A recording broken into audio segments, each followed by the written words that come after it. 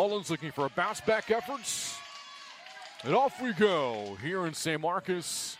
Strike one, the call from Gwendolyn Boudreau behind the plate.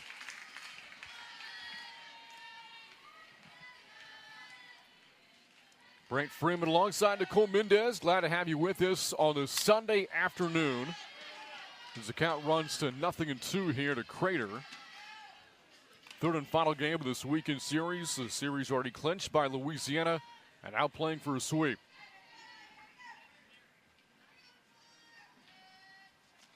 Swing and a miss. A strikeout starts the day for Jessica Mullins. We saw in her first outing on Friday, Louisiana, their game plan was on point. It took them a couple innings, but the latter half of that first game, they were all over Jessica Mullins. She herself has said, wasn't her best stuff. But if you know who she is, she's a competitor. She is going to take that game. I guarantee you she's probably already watched film on game one, even game two, just to see those swings, just to go, where did I miss? Where can I be better? And I mean, she has been efficient through these first 5 pitches. The numbers from Mullins on Friday: 6 innings, 5 earned runs off 7 hits. The 5 runs given up, a season high for Mullins. That's ball 1 to Maya Davis, who's had a productive series herself. 3 hits, including a triple in yesterday's win.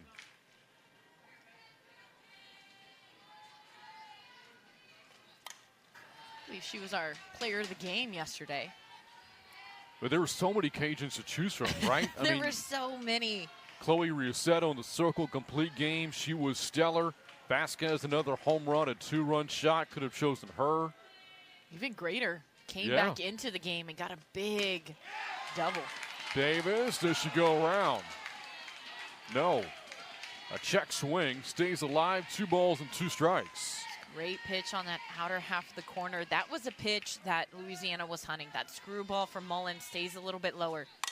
On the ground, Smith a good backhand. 2 outs in the first inning for Mullins and company.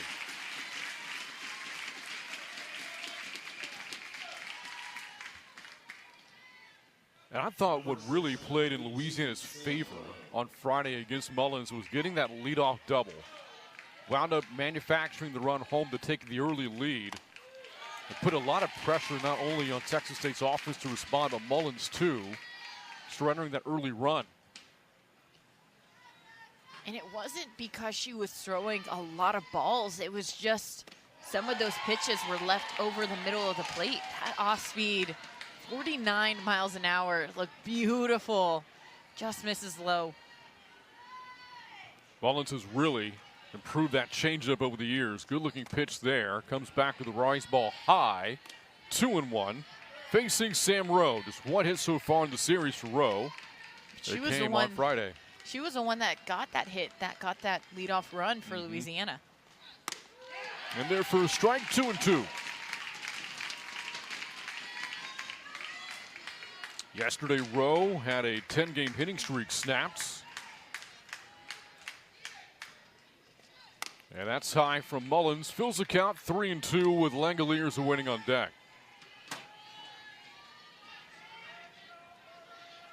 The Cajuns have been so good this weekend, batting with 2 outs, 7 2-out hits, 5 yesterday. Mullins, though, a walk to Sam Rowe. That pitch a little bit elevated when Mullins was ready to head to the dugout. But ball 4 called by Gwendolyn Boudreau. A 2-out walk extends the inning.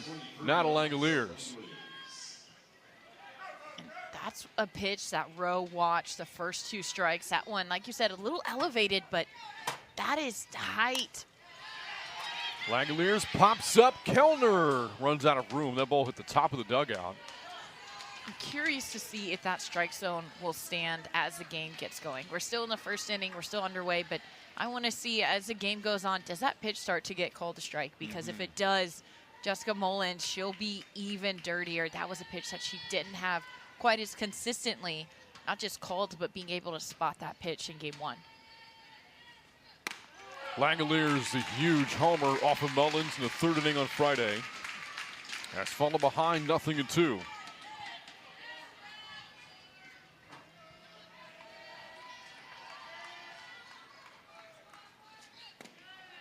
Doesn't chase. A ball and 2 strikes out of Langoliers. Elistad awaits on deck.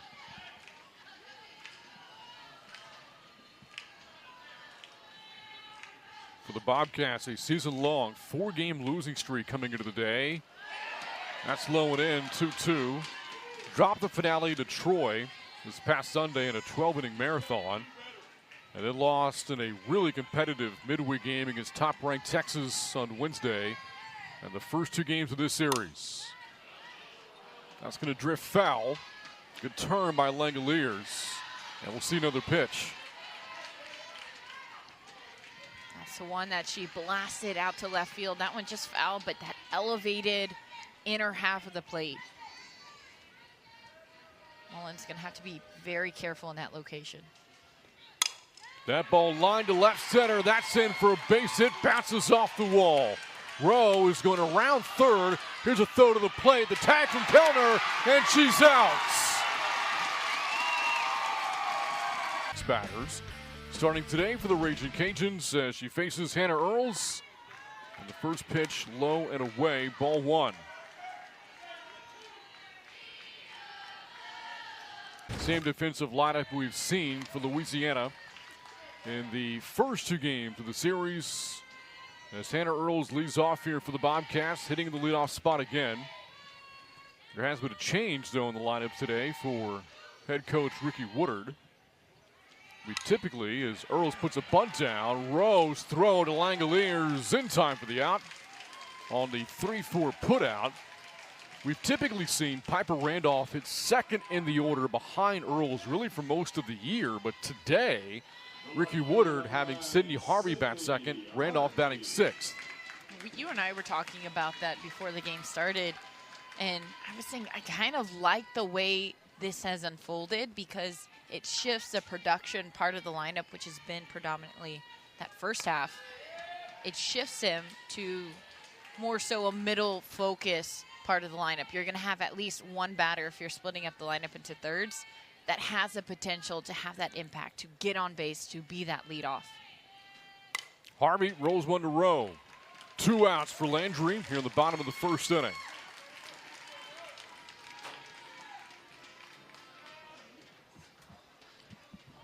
So Landry was able to play with fire on Friday, but didn't get burned, right? 6 walks and none of those batters scored. You're reading my mind. I was just recalling 6 walks, but 10 runners left on base. There was a lot to be said of Texas State and just the opportunities, the missed opportunities. At one point, there was bases loaded. Whenever I saw Landry was here today, and we saw Glasgow say, whoever pitches better, game 1, game 2, that's going to be the start on game 3. Vanderford turns on one to left, and that's hooking foul. But I do think if you're Texas State and you see Landry, you had the most success, the most opportunity out of those 2 games. You're looking at her and you're going, right on. Let's go. Let's bring it on. I want this pitcher on the mound right now. Vanderford, one of the few Bobcats, has had a good weekend at the plate. 3 hits so far, a couple of doubles for Vanderford. Bobcats only 7 hits as a team, and Vanderford strikes out. So Sam Landry, all the way back to 2013, 86 straight series, as Jessica Mullins facing Brooke Elistad to start the 2nd inning. And you talk about Mullins and the game plan today for the Bobcats. Nicole, what would that be? Have multiple. Your first outing, your first game plan. Louisiana, they were all over it. The Cajuns were on time. They looked disciplined. They looked prepared. And the pitches that they wanted, they were getting those consistently. And so if you're Mullins and you go back and you watch film, if you're Texas State coaches, you go back, you watch film, you see that, you go into this game knowing I can't just have a plan A. I have to have a plan A and a plan B, a back exit, if you will. Elistad lines out to Earls at shortstop. A hard hit out starts the 2nd inning here for Louisiana. The left fielder, number 3, Maddie Hayden. That screwball was clearly plan number one for Louisiana. And Mullins, she's going to throw that pitch throughout the game, but being able to mix it up with more off speeds, being able to, we saw that pitch a couple times, that rise ball in on the hands. Not always called, but if she can get that called consistently. Vanderford, what a play! Coming in from third. Oh, defense right there. And I love that little smile from her afterwards. Like, yeah, I did that. That was such a great read. The square around didn't happen very early, but Vanderford, she is so good over at third base, just reading body language, reading the barrel angle as well. That barrel flattened out, causing that ball to pop up, and you could tell she was already crashing pretty hard. She just full out commits on that one. You don't see a third baseman's pants get dirty very often, right? But Vanderford's got a lot of dirt to clean up now. She made that diving play. As you said, great scouting report on Hayden. Able to charge in from third base, kind of expecting that bunt at that situation. Makes a play, and the Bobcats, some really good defense so far in this game. Really good defense. We saw that relay to end the inning off of what would have been a big momentum changer. Louisiana, they would have been up 1-0 just as it stood, but that relay, I was kind of surprised they went to second, but that was great communication behind the plate by Kellner saying, hey, send it to me. You go back in position to make the tag, and a great play to end the inning.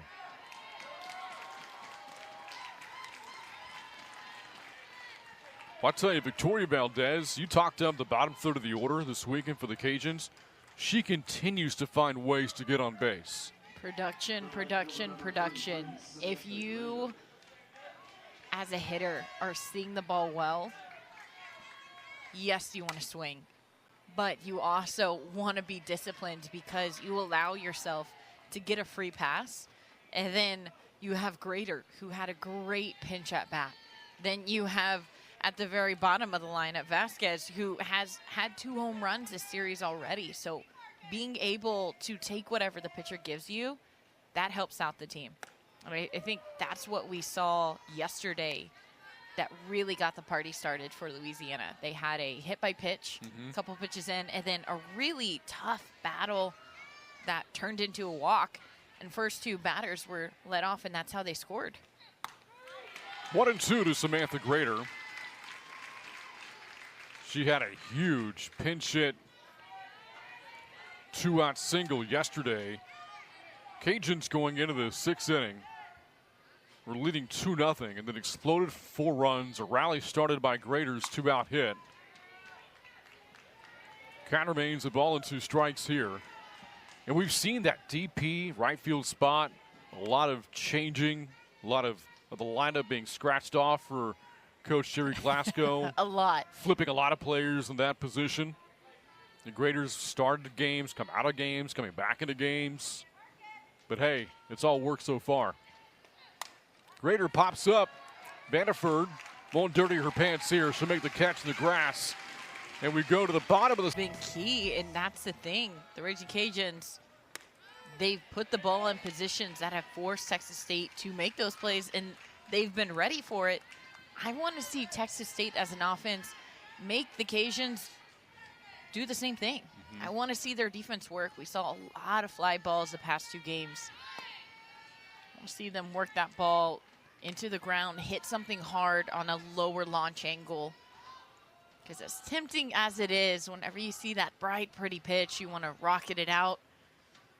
Being able to keep those hands above the ball, hit something hard low, that really makes defenses work.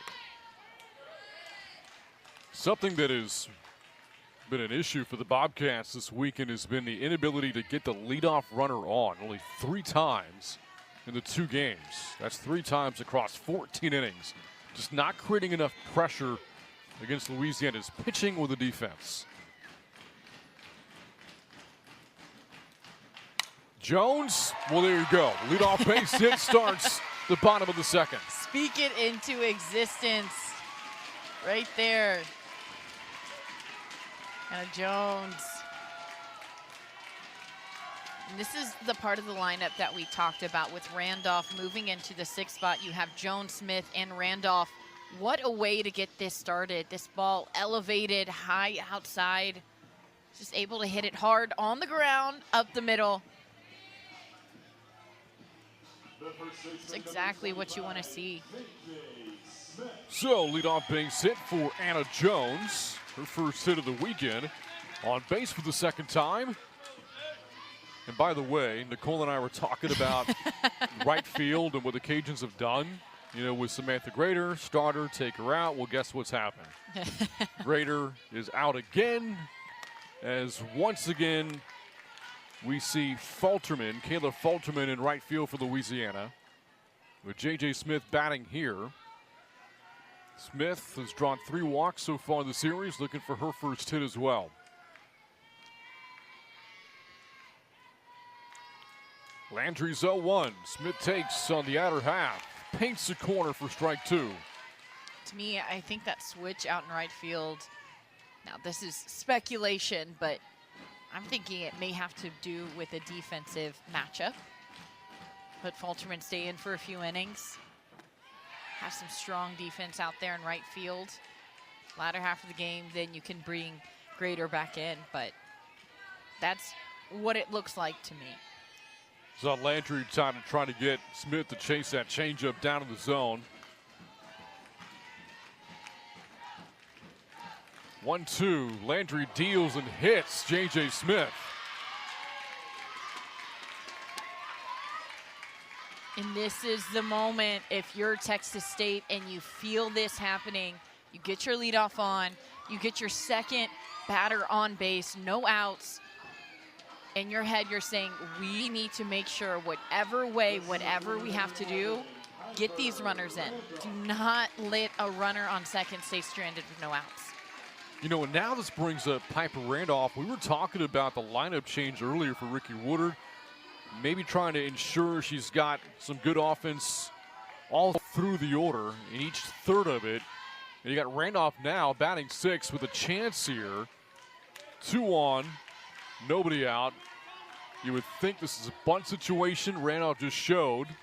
You see the defense on the left side as well, shifting towards that. And you'll probably see Landry stick to that screwball on the outside half. She's been getting that call pretty consistently. Another bunt showed by Randolph. 1 ball and 1 strike. And if there's any way that Randolph, even though you can see the defense set up here, first baseman Rowe is back. If Randolph can control that bunt and bring it over the first baseman side, that would be deadly. There's the bunt and the throw from Elistad at third, and gets you out there. Played perfectly by the left side of the Cajuns defense. Cecilia Vasquez at shortstop covered third base to make that play. And the force play leads to the first out, and Randolph is down in a bad way at first base right now. Randolph now, 1 out in the inning. After the fielder's choice, here's Carmen Bass. 2 on, and Bass ahead against Landry, 1 ball and no strikes. Again, I just want to go back to that bunt placement. You can see as a batter how close in, how tight Elistad was. Take the extra moment, sacrifice yourself, get a runner on third. I would rather have a runner at second and third than a runner on first and second with 1 out. To me, taking that extra moment, making sure the barrel angle is shifted over. Otherwise, you're playing right into it.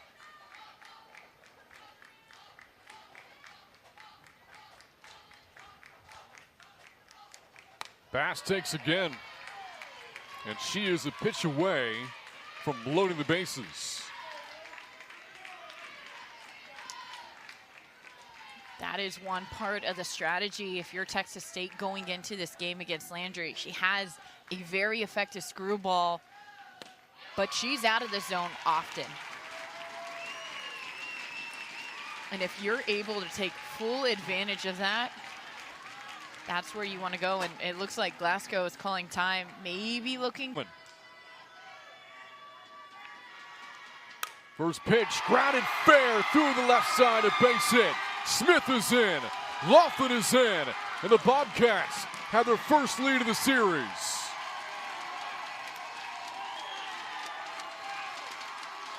This one hit hard, hit on the ground. Elistad, she was giving plenty of space down the line, and man, did that deliver.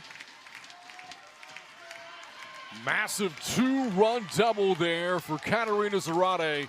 6th double of the year. RBIs 14 and 15. Bobcats' first run of the weekend. And what a clutch hit there by Zarate. Runners second and third as Kellner pushes that foul. There's a squeeze play going on. A little bit of action. So Ricky Woodard hold up her runner at third. Even whenever that ball was bobbled out and left by Hayden. Held her up anyways. You can say, I want another one. Let's see if we can get a squeeze play across.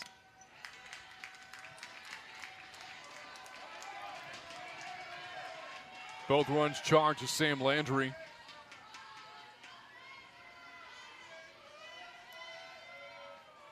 We discussed how Landry Friday played with fire, didn't get burned. As Kellner with a base hit to left center. Gonna drive in 2 more. Back-to-back 2-run doubles. It's 4-0.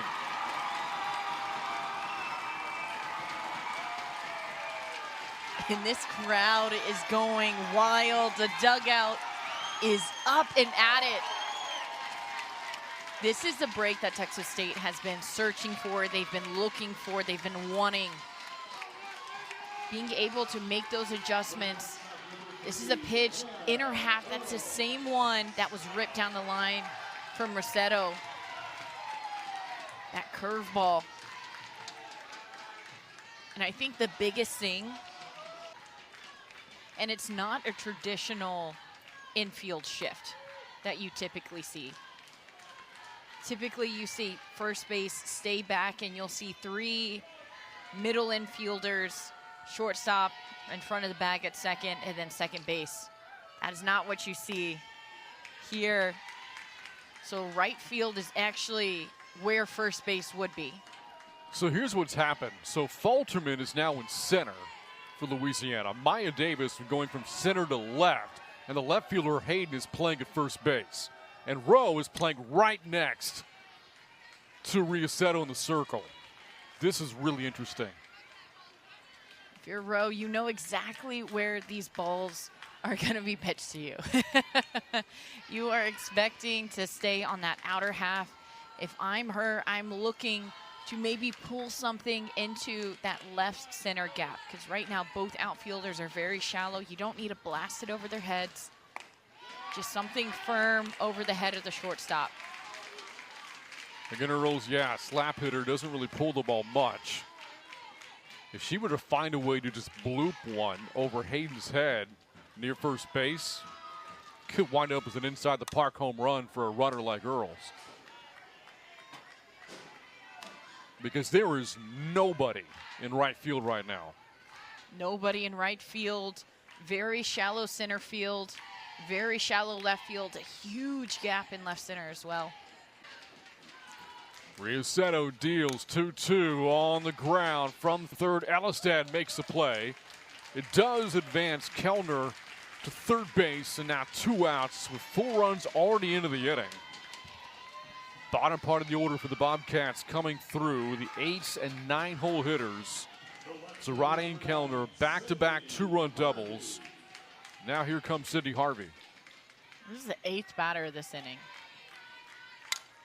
To left field, hit right to Hayden left. And that'll end a huge inning for the Bobcats. 4-run score, their first 4 of the weekend. And they take a 4-0 lead in the bottom of the second inning. On top 4-0, huge lead for Jessica Mullins. In the first pitch, a strike to Cecilia Vasquez. Boy, typically when you give Mullins a lead, anything more than a couple of runs, it's lights out for the opposition. Absolutely. But Vasquez, I mean, she has been arguably the most consistent and the best hitter for Louisiana this weekend. Something about the latter half of the lineup, both teams making it shine. We saw it this past half inning with Texas State. Louisiana has gotten it done the past 2 games with their latter half as well.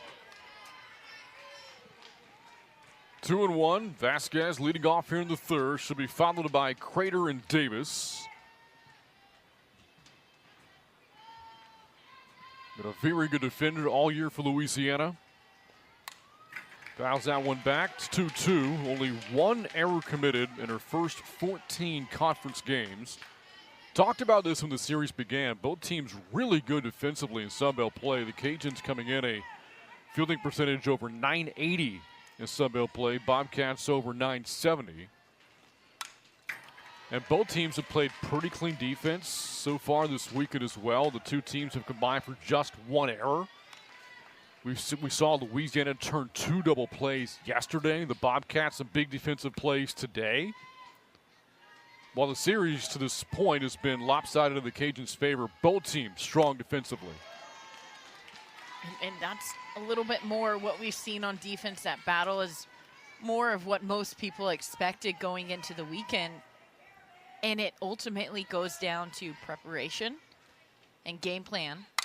That ball lined off the glove of Earls into left field. Sharply hit ball, and Hannah Earls listed at 5'5". If she's 5'5.5", she makes that catch. Yeah, that one just tips off of her glove. And then the second thing is execution. We just saw that again from Vasquez. That has been the bread and butter for Louisiana. They have been able to execute in moments where they need to generate energy, whenever they need to get a run across.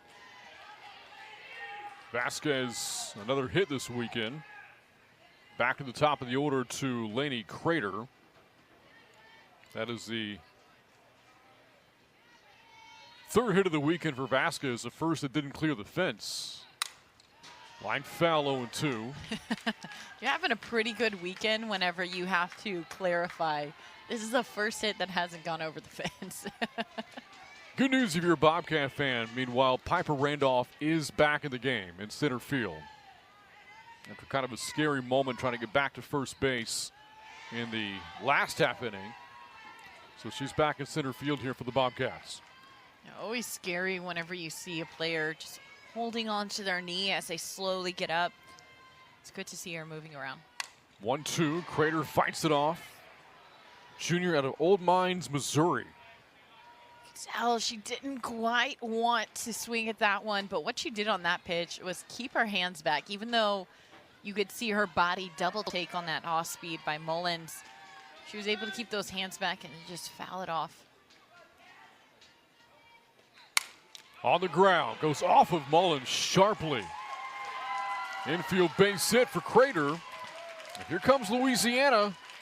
First two are on, and nobody out here in the third inning. That one hit hard back at Mullins. Ricochets off of her. There's nothing you can do there defensively. That ball missiled right back to Mullins. And it just looked like Mullins' glove was just over the top of that ball. Well, here, this is a golden opportunity for Louisiana. You give up 4 runs, you want to answer right back. But now you have a couple of runners on at the heart of the order batting here. Of course, it's Maya Davis.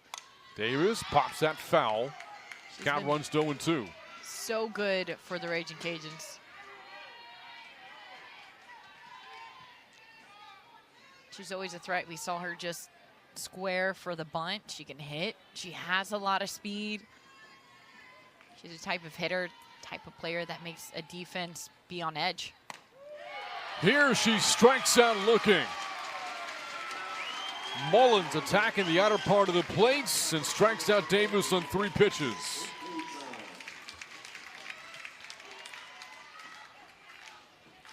And that response from Mullins, that screwball just right on the river of that plate.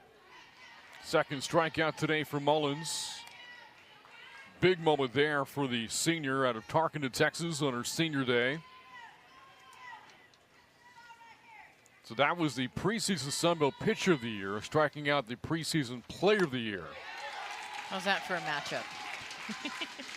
Which, again, we could see down the road once more in San Marcos. Bobcats hosting this year's Sunbelt Tournament, as Mullins' family in attendance, as one would expect on her senior day. That's popped up, and the catch made by Kellner round number 2. Rowe retired for the first time. So again, the Bobcats hosting this year's tournament. And so you could see a lot of these same battles between Mullins and Cajun pitchers, Landry vice versa, and Riasetto against Bobcat hitters once again here in about a month.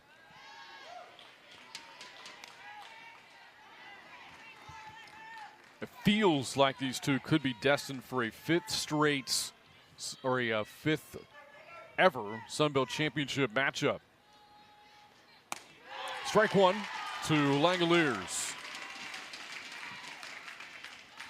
I like that outer half to Langoliers. That pitch is firm. It's in the zone. Mullins, she's known for her screw, known for her rise. But I would want to say off the plate, give her some off speed. Langoliers, a fly ball. Earls will give way to Harvey, who makes another stellar play for Texas State in left field.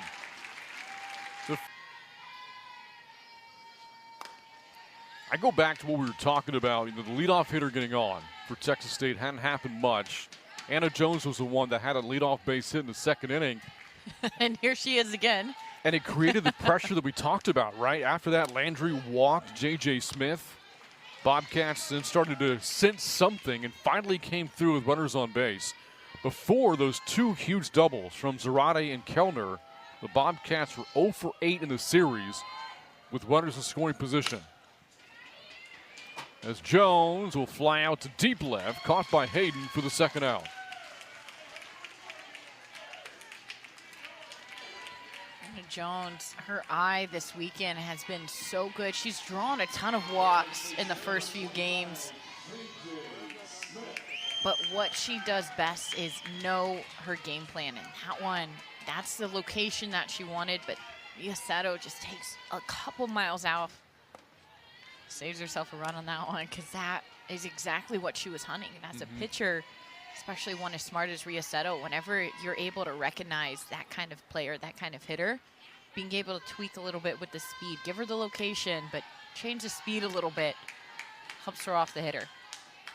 2-0 to J.J. Smith.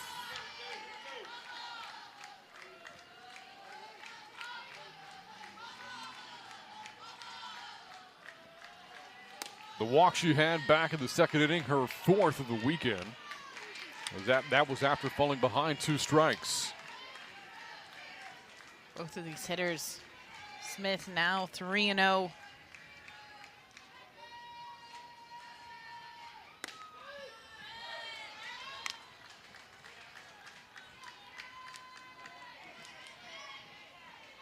Riasetto is able to work both sides of the plate very effectively. She doesn't miss over the middle too often, so as a hitter, you're forced to pick a side.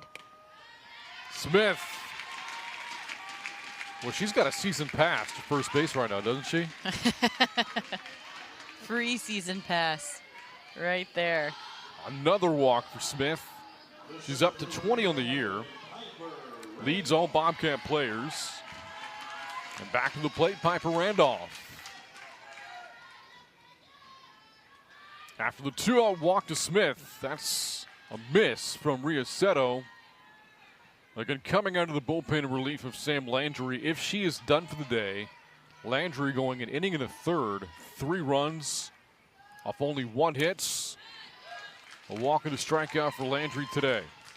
Just based on this defensive setup, shortstop and second base pinched up the middle. You have third baseman Elistad over in that 5-6 hole. Probably going to see them stay away from that inside half.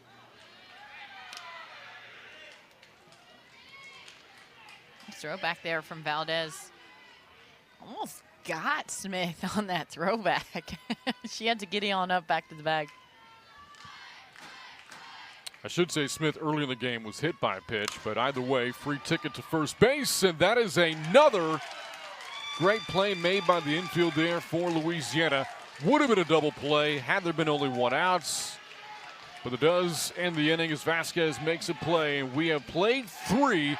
Victoria Valdez batting for the Cajuns here in the 4th inning. Mullins so far 3 scoreless frames for Texas State, and for the Bobcats 2 big hits. here today. 2-run doubles at back-to-back by Katarina Zarate and Megan Kellner.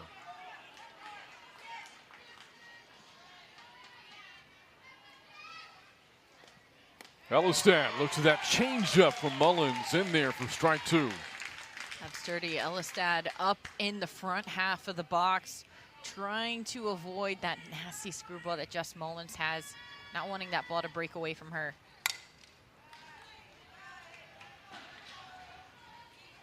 That's kind of been their game plan A, if you will.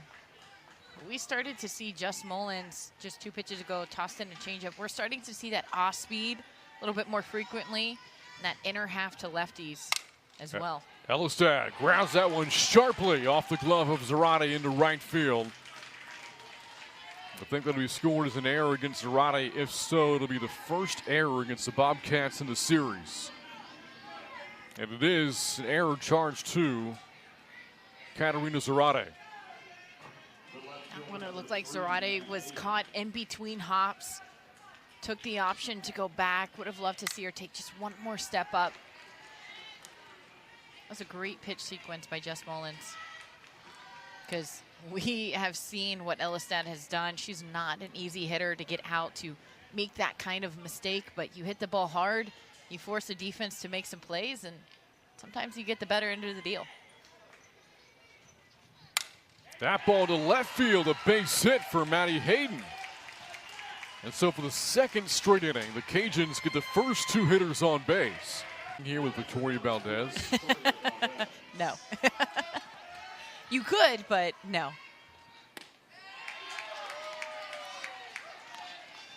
Was able to check her swing there.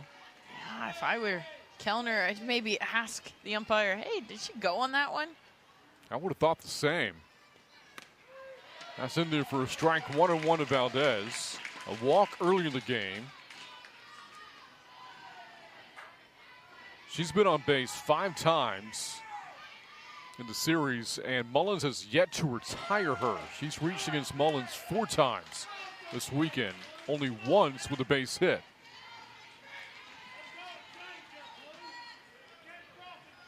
Valdez gets so low in those legs. 1-2, or 2 balls, 2 strikes rather to Valdez. Sophomore out of Alvin, Texas. Either way, bunt option off the table here.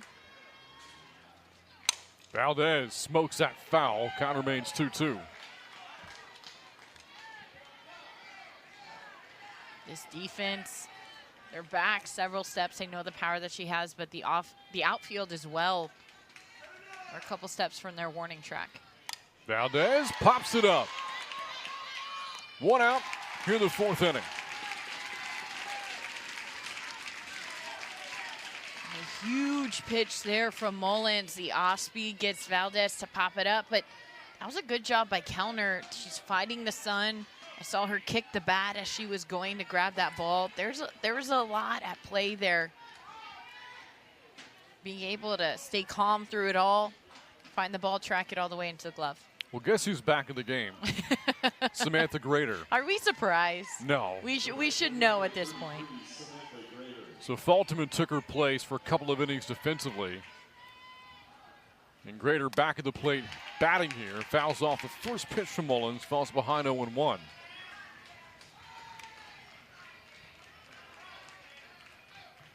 It's funny, we talked about how beautiful the park is today with the sun out. Earlier it was overcast, but if you're the fielders, you kind of like it overcast. The sunlight isn't getting in your eyes. You're kind of okay. Especially the time that this game is being played at. It's only 1 o'clock here. Sun's directly overhead. You don't play too many games whenever it's directly overhead. It's hard as an outfielder. It's hard as a catcher, first base side. No balls, 2 strikes, and Grader strikes out. Couldn't lay off the rise ball for Mullins. Strikeout number 3, and now 2 outs in the inning. This is a dirty rise from Mullins. That's the first time I've seen her go that high up in the box in a while. K-zone starting to get a little bit more filled out. as this game has gone on. Mullins in Friday's opener had 3 strikeouts in 6 innings. She's got 3 through 4 innings, or 3 2/3 technically today. Facing Cecilia Vasquez. And we know this having watched Vasquez bat the last 2 days. She could make this a 1-run game quickly. Absolutely. Not a huge home run hitter coming into the series either. Had 3 home runs all season before the trip to San Marcos. 1 in each of the past 2 days. Mullins ahead 1-2. Proud dad looking on right now.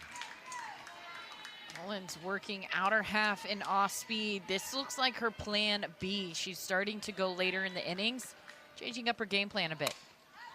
Vasquez, that's out of play for Vanderford at third base.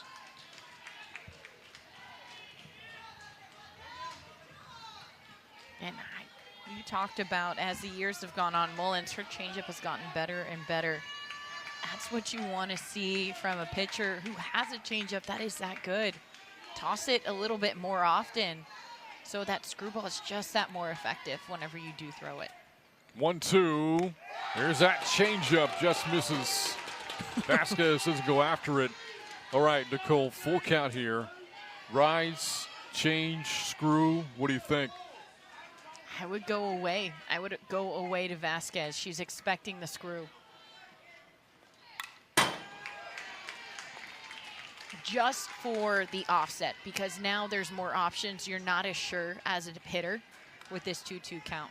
She went away. Now she could go back to the change. Now she could go screw.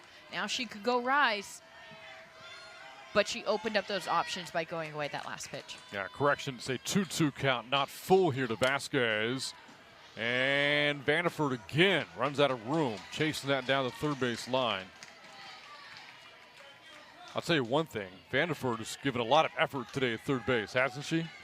Man, she is ready for anything and everything, and I think that has been a game changer for Texas State, is those hits that Louisiana has been getting. They're not just going back to back. There's plays that are being made on that, and Vanderford, she's definitely has led the charge with that diving catch back earlier in the game on that bunt. What a way to set a tone. Right, now the count full to Vasquez. The runners will go in 2 outs. Struck her out looking. Pitto. Meanwhile, Jessica Mullins for the Bobcats, Nicole, in each of her last 2 innings, the first 2 batters have reached both times. Mullins escaping the inning with no run scoring. Nice pick from Riosetto. Made that look so easy and routine. And I think during those first 2 batters, we saw a lot of what she typically throws, a lot of screwballs, a lot of screw rise action. And whenever it came down to it and she had to get out of the jam, we saw her going a little bit more across the body glove side and mixing in the off speed a lot more. Strike 1 to Zarate.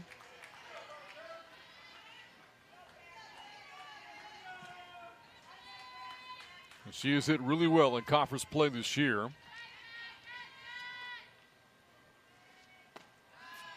And 1 Zarate, ball, 1 strike now. ever since she has been able to get that hit, you've seen her create that momentum. You've seen her dugout. You've seen her defense. Seen her pitcher respond. There's a fly ball to right, and Grader, who's back in the game in right field, because of course, she makes the catch short of the warning track, 2 outs. Because of course. I do want to talk about this. Riosetto, she inherited bases loaded whenever she came in. Those 2 back-to-back doubles by that very hitter, Zarate. But she has done such a good job since then in keeping Texas State quiet, keeping them off balance.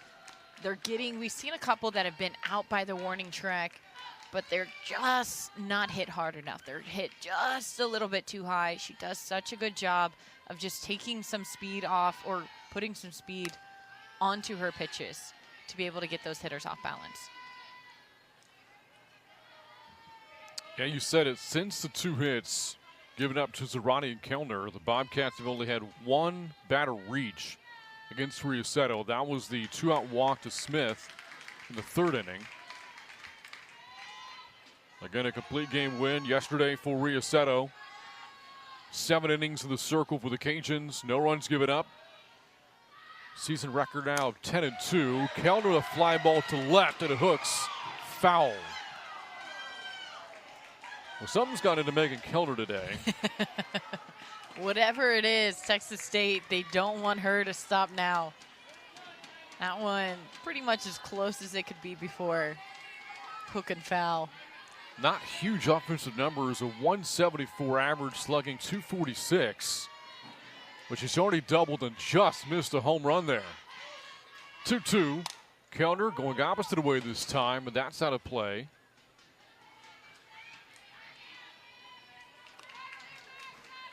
I think here we see Riosetto. She goes with that backdoor, takes a little bit of speed off after that inside pitch that was just blasted, right? Your energy, your momentum is high if you're Kellner. Yeah, I hit that ball. Okay, backdoor, a little bit slower, a little bit out in front. Kellner swings and misses. First strikeout for Riosetto out of the bullpen. Speeds are back up. We played 4. Whenever you have that many sweeps in a row, you have been so dominant for so long. You get comfortable there. You don't want to give it up lightly. If somebody's going to take it from them, it's not going to be without a fight. Crater leading off the 5th inning here for the Cajuns. Crater, Davis, Rowe, top part of the order. Facing Mullins for a 3rd time. 4 scoreless innings so far for Mullins. And 4 strikeouts. That ball pops up. Vannifer makes a play. Crater's 1 for 3. And 1 out here in the 5th inning.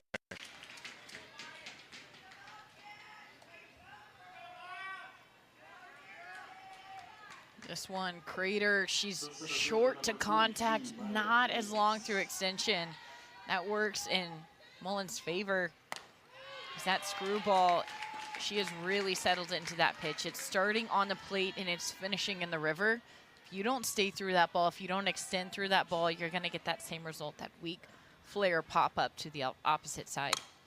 Now Davis pops up in the left. Harvey with the shades on. That's how you counted the sunlight, by the way, Nicole. 2 outs in the 5th inning. Did you wear shades in the field?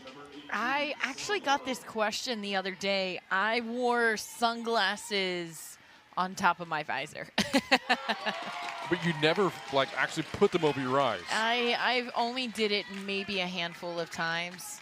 I just relied pretty much on my visor. I didn't like the way the sunglasses felt. But I always had them just in case. You know, that's an expensive accessory not to wear. I'm just saying. Randolph sporting her shades as well in center.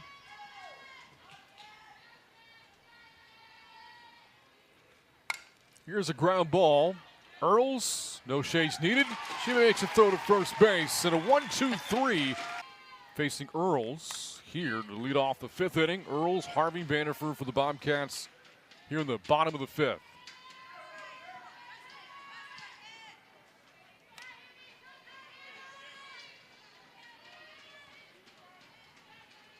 Landry, we know she's going to throw that screwball and off speed, kind of in tandem with one another, occasionally throwing a high fastball. You know, we were having the conversation about eyewear, shades. You see Landry, by the way, wearing glasses in the circle. A lot of Cajun players like you, Nicole, wearing visors with the sunglasses on top and not over their eyes. It's not quite at that critical point. And Earls, that's a base hit off the glove of Langoliers. And Earls is on for the first time today.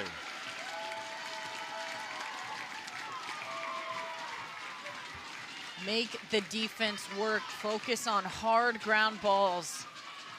That's what we talked about at the beginning of this game, and that is what we've seen from just about everyone in this lineup. This ball is hit just one step over backhand to Langoliers, but that ball was hit hard. No time to react, no time to get a glove. I noticed for the Bobcats, all three outfielders were wearing their sunglasses over their eyes. Harvey, Randolph, and Jones. Nobody in the infield, though. For the Cajuns, their defensive players, a lot of them are ready if needed, but nobody actually wearing the eyeglasses over right now. 1 ball, 1 strike to Harvey. 0 for 2 so far today, batting in the second part of the order behind Earls for the first time this year.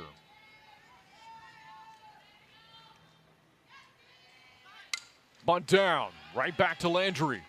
1 out on the sacrifice. Earls over to second base.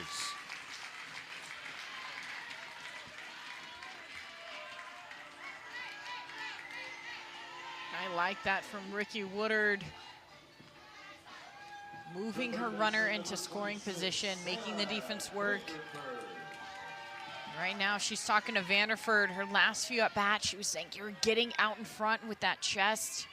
Let those legs drive first. Your barrel drive behind it. Fouled away by Vanderford, 0 for 2 today. But man, has she made plays at third base. What a time to come through. Texas State been silent since the second. They have a 4-0 lead, but Louisiana, they have shown they can score a lot of runs in a hurry. You know, the last 3 Sunbelt Freshmen of the Year are in the stadium today. Vanderford won the honor in 2021 at 12 homers that year. Her teammate Sarah Trahan won the honors in 2022. And Maya Davis for the Cajuns, her center fielder, won Sunbelt Freshman of the Year last year. As Vanderford's 0 for 3. And that ground ball does not move Earls from second base. And now 2 outs. It'll bring up Anna Jones. Well, you can see Vanderford not able to get her legs into that swing with just mainly her arms. That's where most of her power comes from.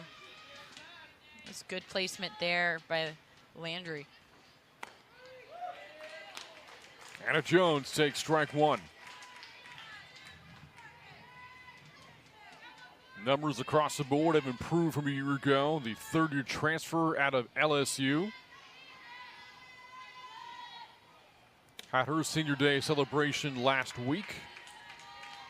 Bobcats recognizing 3 seniors a week ago.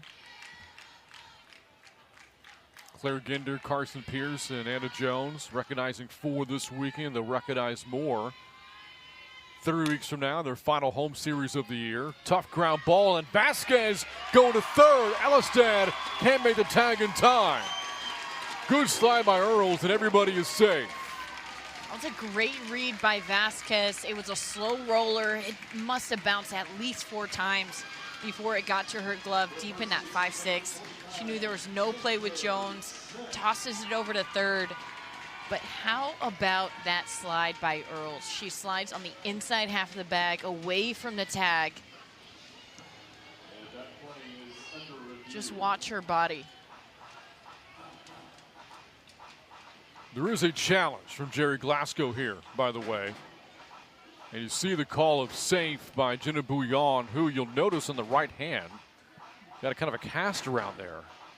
We talked about this yesterday. There was a foul ball tipped off the catcher's glove, directly impacted her hand and fouled off from there. Great heads up sliding.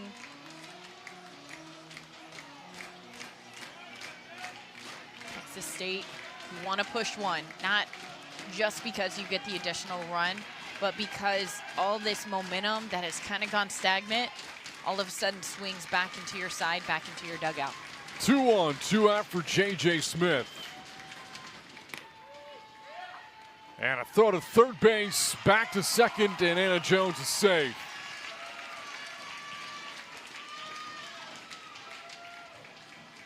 So initially, Victoria Valdez is going to try to get Hannah Earls coming off of third. Doesn't throw to second, and Jones winds up with a stolen base.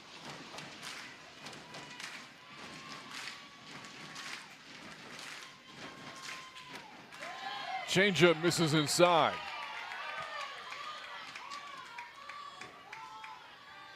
And Smith has been an on-base machine this series.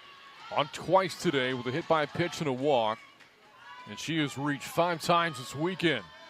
Still without a hit, though.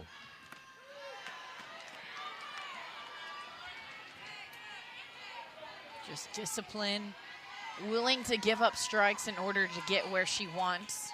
2 strikes, of course, she battles, but you don't see her typically swinging at balls early in the count when that's not what she's chasing.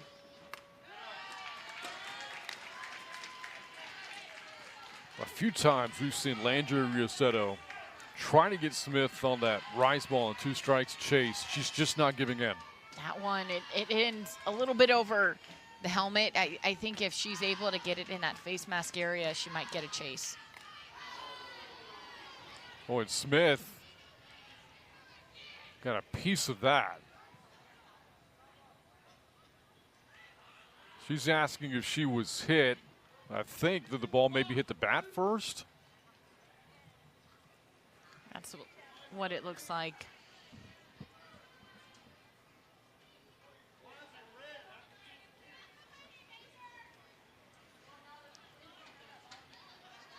She's favoring the left hand right now. Yeah, she, no doubt about it, she definitely got hit in the hand. The argument here is, did she swing, did she not? Was it a foul ball? I think Ricky Smith isn't headed down to first base. He should be pretty satisfied with that one. Called a foul ball. Back continues here for J.J. Smith. 2 on, 2 outs. And a 2-2 count. Landry fills the count 3-2.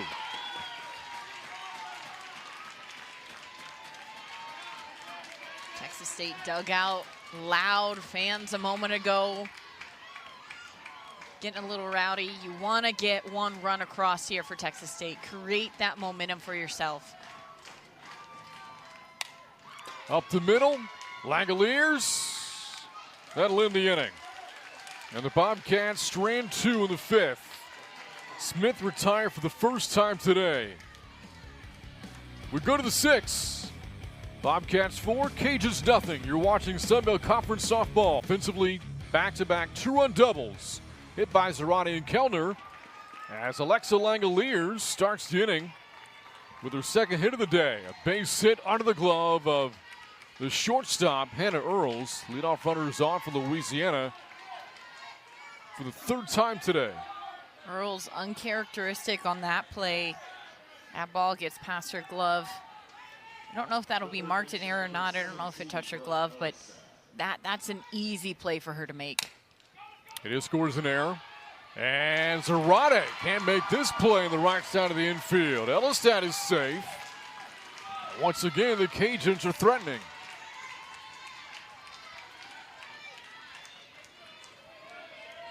Ricky Woodard quick to come out of the dugout, going to pitches that she doesn't typically throw. Want clean defense. We've seen clean defense majority of the game. And we talked about that earlier. Both teams all weekend long really good defensively. But the Bobcats back-to-back errors committed by Earls and Zarate. 2 on, nobody out. Hayden batting. 2 balls and no strikes. Right now it just feels like Texas State defensively and Jessica Mullins, they're going really fast. Their pace is a little bit faster than normal. Like to see them scale it back just a smidge, a touch.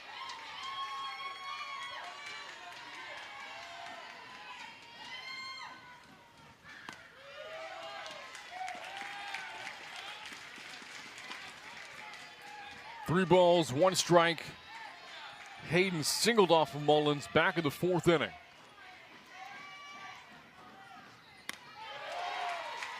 It's battled back from 3-0, 3-2. Hayden, that's a really good pitch to take. That screwball outer half. On the ground, Zarate, Earls. Only out, the Bobcats gets at seconds. Hayden, too much speed for the Bobcats to turn a twin killing. 1 out in the inning now. And that'll put runners on the corners. And again, Zarate bobbles this one. She's able to make the play. A pop-up here. Smith calls off Mullins, makes a catch. Valdez, first pitch swinging. Now 2 outs.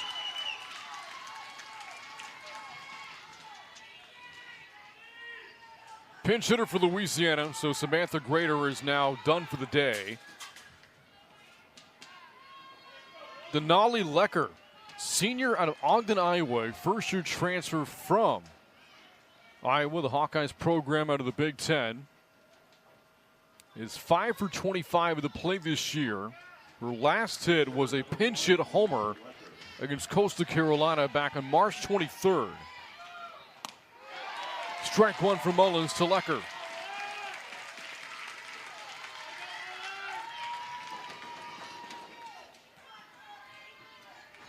And that deep breath right there, I love that. That's a reset. That's finding her pace, settling in. 1 ball, 1 strike on pitch number 100 from Mullins here today. She threw 89 in 6 innings against the Cajuns on Friday.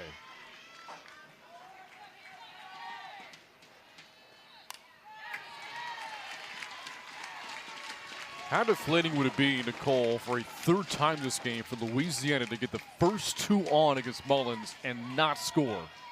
That is what has been happening the past few innings. She's done such a good job of shutting them down. In the air to right, and a diving attempt at foul ground. Catch not made by Anna Jones. The effort was there, but the at-bat continues here for Lecker. Part of that is, we saw a few pitches ago, there was a changeup coming in at 52 miles an hour. Then the very next pitch, 68, hard inside. That is hard as a hitter to make that adjustment to stay on balance. That's why she's been successful. Lecker takes inside and low. 2 balls, 2 strikes. It's a big out here for Mullins because Vasquez, with a hit today, 2 homers in the series, awaits on deck. Cajuns with 2 outs, 1 for 5 today. And Denali Lecker fights off another one. For the series, 8 for 25 with 2 outs. But with runners in scoring position today, the Raging Cajuns 0 for 8.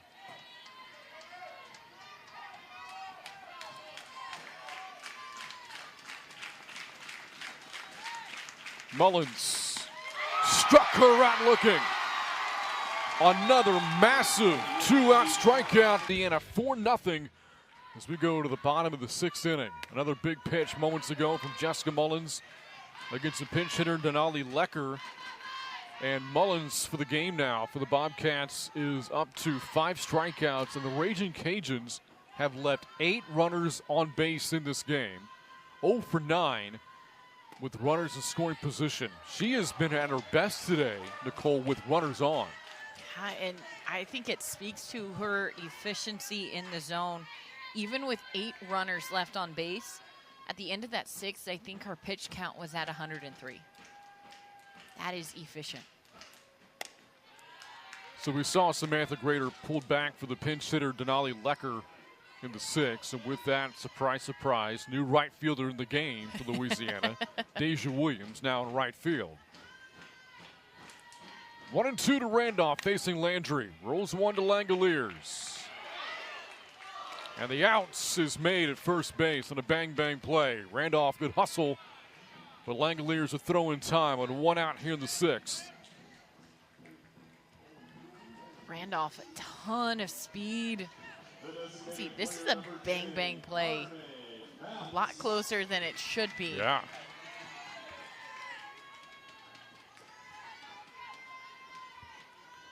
Nobody on, one out for Carmen Bass. When we get to the 7th inning, Louisiana will have Vasquez, Crater, and Davis coming up. But what a way to get out of the inning before you have to face Vasquez, Crater, and Davis with 2 runners on. Yeah, important to be facing that part of the order with nobody on base coming in. But this game's still far from over. Bobcats would love some more insurance here in the 6th inning. Bass has the hitter's count, 2-0. And Landry drops it a strike, 2-1.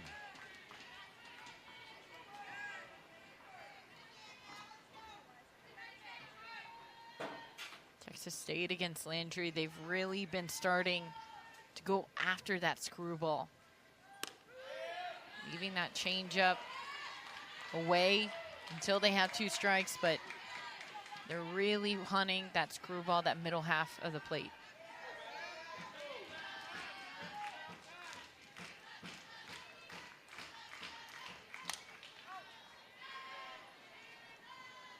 Raging Cajuns coming into the game 14-0 in Sunbelt play. Outscoring the opposition in Sunbelt games 107-27, plus 80 in run margin. A team OPS of close to 1,000. Just very dominant. But the Bobcats answering back so far today. Bass grounds out to the shortstop Vasquez. And 2 outs for Landry here in the 6th inning. Landry being efficient this inning. Talk about with less than 2 strikes, they're not going to chase after that changeup. 2 strikes on that swing, and it's deceptive. It is hard to be able to hold your hands back, get your body, get your momentum going off of a pitch that slow. Zarate swing and a miss. Strike 1 of the changeup there from Landry. That huge 2-run double in the 2nd inning broke the seal for the Bobcats in terms of scoring the series. Followed by Kellner's 2-run double. 1 batter later, 1 ball, 1 strike to Zarate. Bobcats 32-12 in the year. 8 wins shy of the first 40-win season since 2018. They have won 40 or more 6 times under Ricky Woodard since she took over 2001. There's a drive to left, and Zarate watches it fly. What a game for Katarina Zarate. 5-0 Texas State.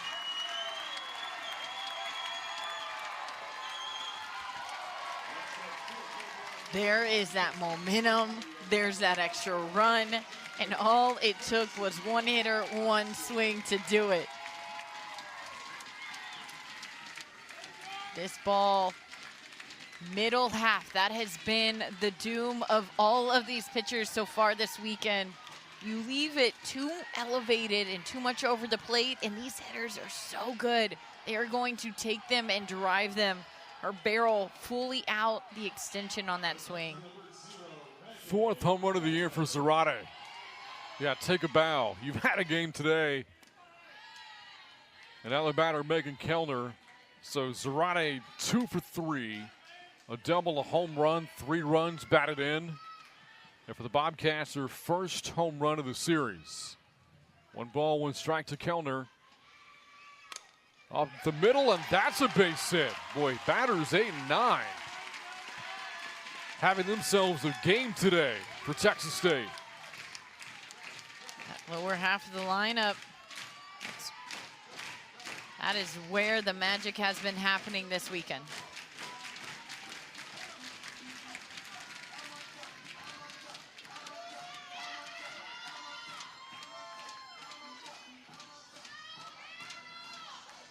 Think Ricky Woodard might bring in a pinch runner here for Kellner or no? Talked to her plate umpire, Gwendolyn Boudreau. Not sure what about. Kellner staying in the game. As Hannah Earls will bat. Moments ago, Landry gave up her 9th home run of the season and 130 innings worked. It came from Katarina Zarate. Kellner a 2-out single. Now the top of the order, Hannah Earls. 1 ball, no strikes. Pops it up and the left. Davis comes in to make the catch and end the inning.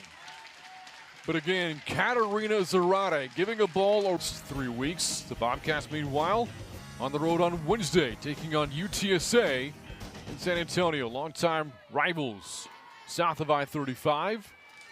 But will mark the Bobcats' final midweek game of the year. 5-0 the Texas State lead. And coming up in the 7th for Louisiana, Vasquez, Crater, and Davis. Moments ago, saw Katarina Zarate with 2 outs blast a solo homer, adding a run to this lead for Jessica Mullins, who's looking to pick up her 22nd win of the year.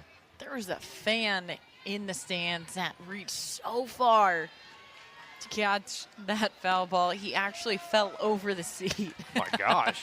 Is he okay? He's fine, but talk about effort. He didn't quite catch it, but the effort, the effort was there. Well, I hope somebody was filming that, one of his friends, so they could rag on him for years. Vasquez with a foul ball. I think that hit the pole that holds up the net. Just outside the dugout there. Mullins deals a 2-2. High to Vasquez, who struck out against Mullins in her last at-bat in the 4th inning. The nasty off-speed, that has to be in the back of her mind because it was the same count. Very similar sequence as well. Pops it up. Zarate, 1 out here in the 7th inning.